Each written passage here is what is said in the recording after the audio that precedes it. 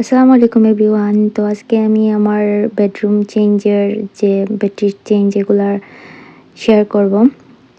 তো আমি প্রথমে আমার যেগুলো আগের বেডশিট বালিশের কাভার ছিল এগুলো কিন্তু চেঞ্জ করে নিয়েছিলাম।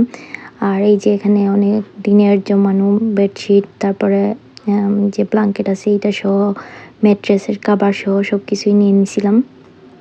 তো এগুলো আমি যেহেতু ওয়াশিং মেশিনেই দিব, খুব সকাল সকাল আজকে ঘুম আমার টোটালি লাগেই নাই, রাতে ঘুম হয় নাই। তো ভাবলাম আজকে তাড়াতাড়ি এগুলো দিয়ে দিই। আর ওয়াশিং ড্রায়ার দুইটাই আছে, তো দুইটাতেই হয়ে যাবে। আর যদি আর কি ভালো লাগে তাহলে অবশ্যই রোদে দিব। তো প্রথমে আমি সবগুলা কাপড় দিয়ে দিলাম মেশিনের, পরে ডিটারজেন্ট পাউডার আবার লিকুইড দুইটাই দিছি। আমার দুইটা একসাথে মিক্স করে দিলে ভালো লাগে, আর সফটনার থাকলে সফটনার। সো দিয়ে দিলাম। এটা পানি আসতে একটু সময় লাগে, আমি এটা সেট আপ করে দিলাম আমার যতটুকু সময় লাগবে, যা যা লাগবে।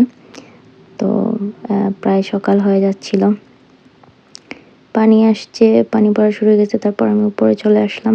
উপরে আসার পরে আমি বেড চেঞ্জ করে নিব, বেড গুছিয়ে নিব। তো আজকে ওয়েদার দেখে মনে হচ্ছিল যে আজকে রোদ উঠবে, রোদ থাকবে বাইরে। এই 2 দিন অনেক মেঘলা ছিল, বাইরে বৃষ্টি ছিল, তেমন রোদও ছিল না বাইরে। তো আজকে রোদের একটা আলো দেখেই ভালো লাগতেছিল কাজ করতে। তো আমি বেডশিটটা দিয়ে দিলাম বেডে, এইটা আজকে দিছি। আর এই 2টা আলাদা কাভার ছিল আমার আরেকটা ব্ল্যাঙ্কেটের সাথে, আমি এগুলা মাথার আগে দিয়ে দিছি। এই যে সকাল হয়ে যাচ্ছিল। আর আমি লাইটটা নিভিয়ে একটু দেখাই আপনাদেরকে, দেখেন অনেক অন্ধকার রুমের মধ্যে যদি লাইট না জ্বালাই। সকাল হয়ে গেল, 7:30 বেজে গেছে। আমার সব কিছু শেষ করতে 30 মিনিট লাগছে। তো এই তো।